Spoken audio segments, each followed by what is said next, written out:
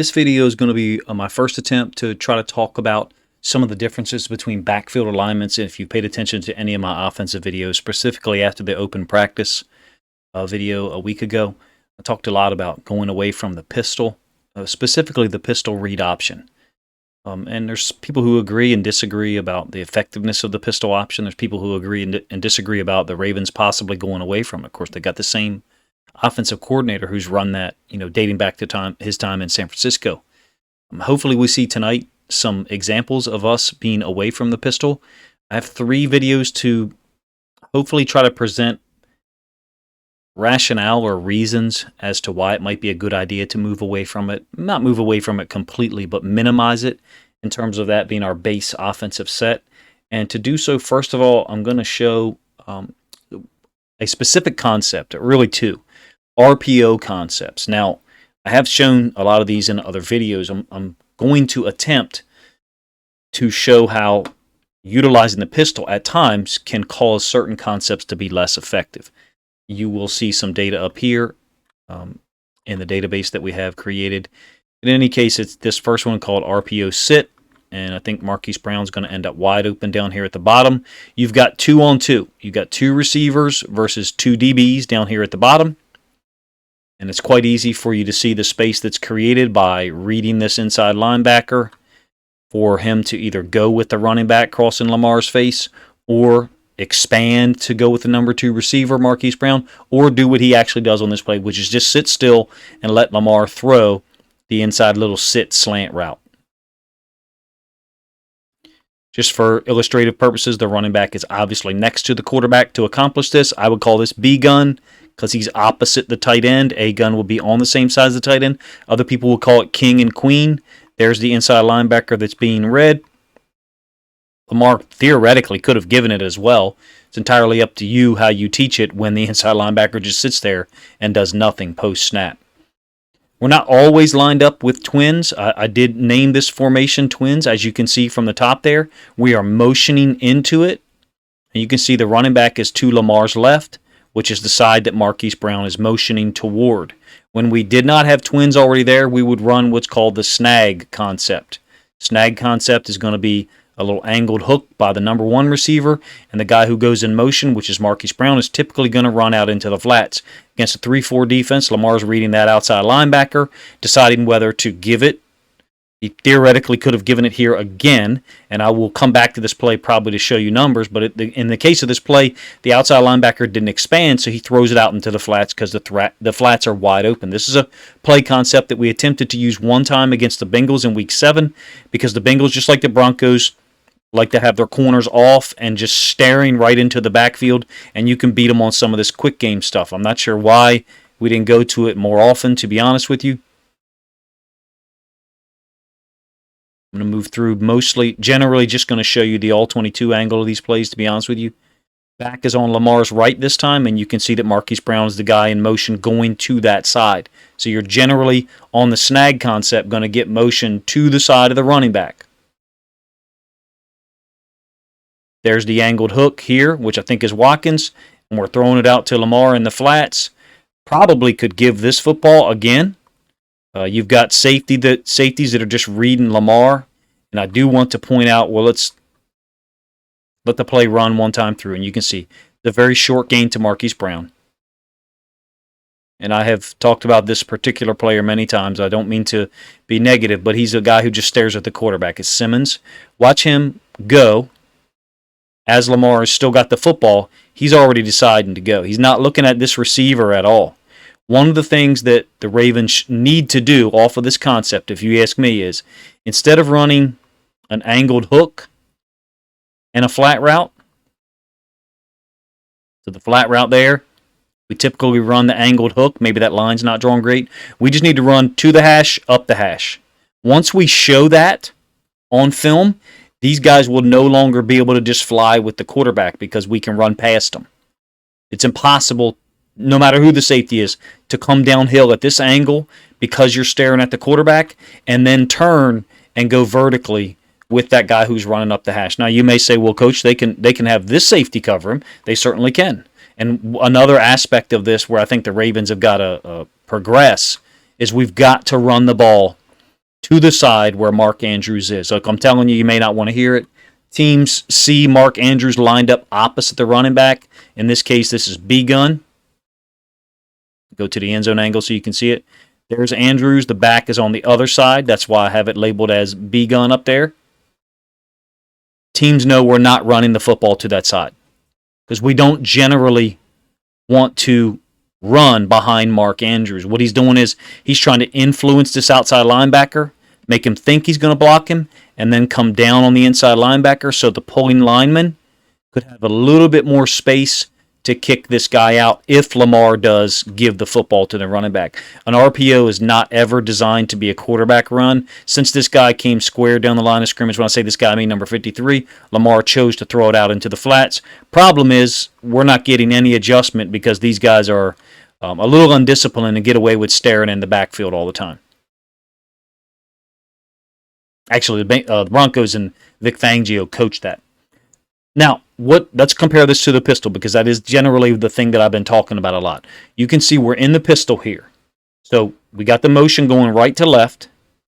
Normally, the plays I've shown you so far, the running back's feet would be to this side. Well, he'd be even with the quarterback, He'd be up closer. His feet would be there. Brown would run into the flats. You get an angled hook or snag there, which you see, I have it labeled as snag flat. Hopefully you can see that at the top of the screen. And the running back would cross Lamar's face. We don't do that. We can't do that. It's impossible for the running back. He's too deep to get to this side of Lamar and then move back to the other side. Conversely, if we go this way, fake the outside zone that way, Lamar's got to turn to his right to fake the handoff, and then his back is turned. So he's going to be incapable of reading this snag flat. You can see the snag is open for Bateman for a short gain. Bateman did a great job because he's strong, has great hands, and he oftentimes would get yards after contact even though he didn't in this instance. What's my point? The pistol limits some of the things we can do until we start running to the other side of this play. We are formationally predictable. Generally, that's another thing I'm going to be looking for, I guess, in the preseason is, are we balanced? So, like, if you were to take our B gun formation, the first three that I showed you, let me go back. If you were to take our B gun formation, so again, when I say B, the running back is on our right and Andrews is on our left. That formation, if you cut it in half, as a coach or a scout, if you cut it in half, most of our plays are going to be up here to the side. So what would happen as the season goes on is defenses would tend to go ahead and put an extra player out to the side of the running back. Now you could say, well, coach, they did that because our running backs weren't any good. Okay, fine. You can say that if you wish. Well, this year we're going to have good running backs. So they're not going to be able to do that. And I shouldn't say they're not going to be able to do that. We have to do a better job of punishing them when they do. You can see there's no play fake because we're in the pistol. Again, the pistol does not lend itself to play action fakes as easily as either under center or the typical shotgun. We still get a completion here. Snag flat is a difficult concept to defend from a one high safety alignment. Here's the one high safety. So this guy is expanding with Marquise Brown. Rashad Bateman wide open on the snag. Against the Broncos earlier in the season, this is, I believe this is to James Prochet. You can see the back is on the left. Marquise Brown is going in motion to that side. You've got Ricard and Andrews here. To be balanced, we needed to run the ball to this side more often. Because watch how the numbers work out. This outside linebacker is expanding with Marquise Brown. You'll see it from the end zone angle a little better. The angled hook or the snag is Prochet, and that's what Lamar hits. Easy. It's a zone, right? This is the corner. This is the safety on the right. This is 31, the safety on the left, a guy I'm not a huge fan of, but he's a really good player. I'm just not as huge fan of him as other people are. And so you've got this wide open space in that area because the outside linebacker expanding opens up that area. No one's there to defend it. But let's do the numbers. All right? You got one defender, corner, safety, and then another corner down here, which ironically is Kyle Fuller. So you got 5 players that are second or third level players. This guy's not a second level defender. He's an outside linebacker who's on the line of scrimmage, but he's expanding.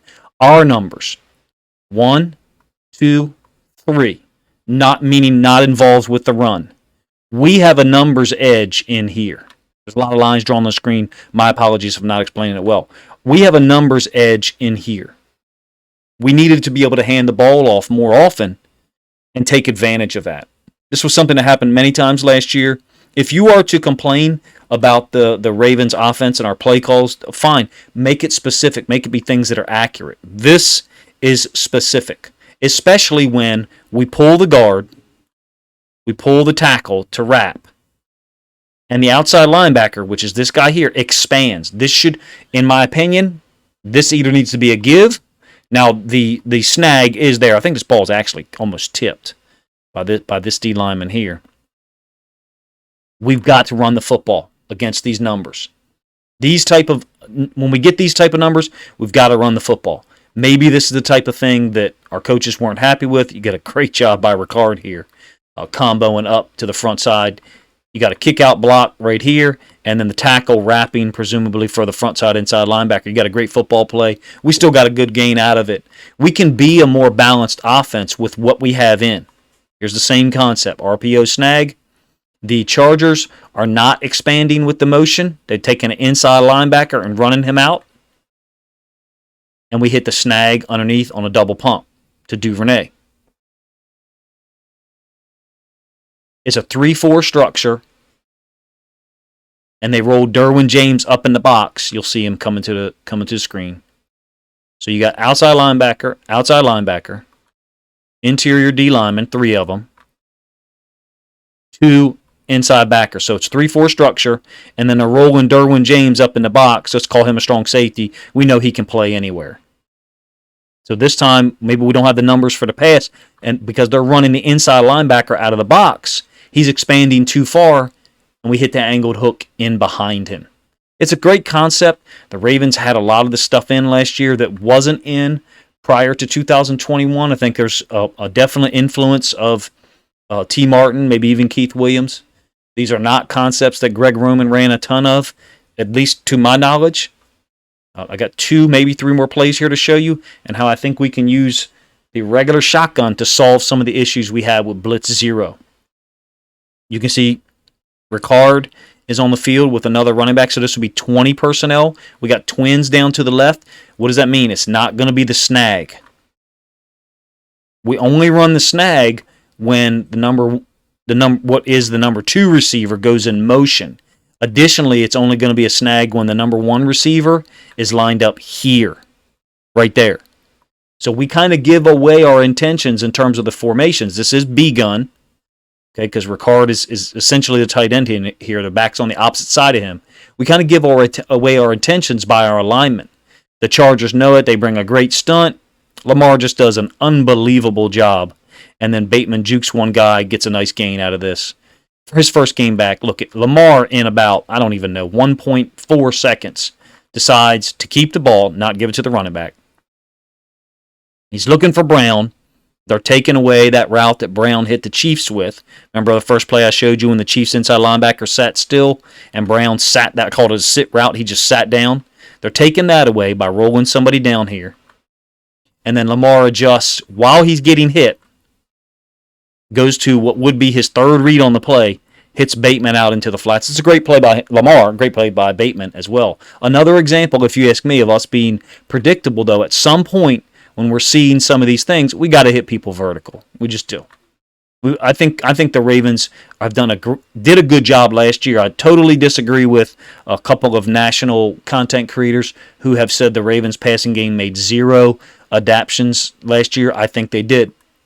I think that once we showed our hand, though, as the season developed, we did not adjust a second time. There was some math there.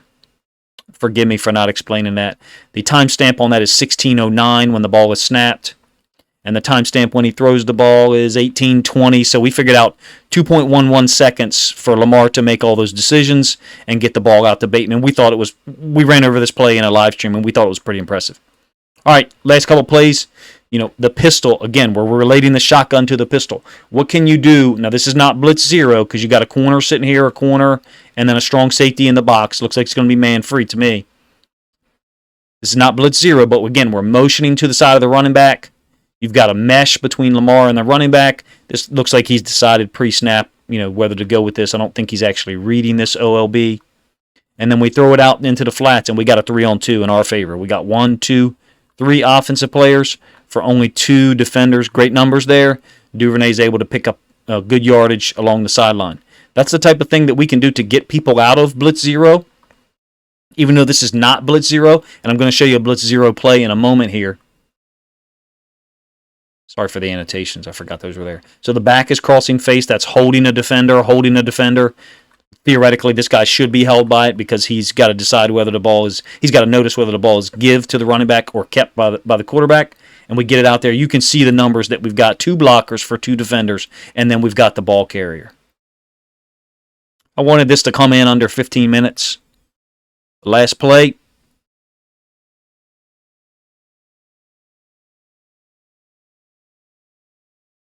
So if they were in blitz zero, what you would have is this corner, we here, safety, strong safety, corner. That was the blitz zero alignment, all right?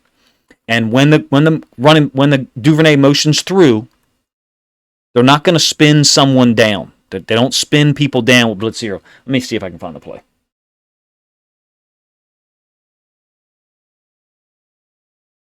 Yeah, got it.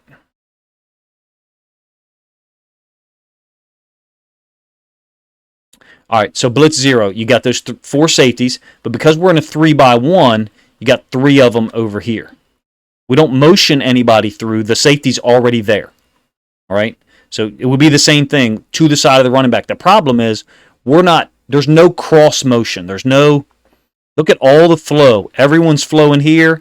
All these guys' face masks are looking right at Lamar. The screen stuff that we did against the Dolphins didn't work because it was all full flow. There was no cross flow. There was no misdirection, meaning the running back crossing face, Lamar faking the handoff, and then throwing it out here. That is what gets some of these interior defenders to step this way.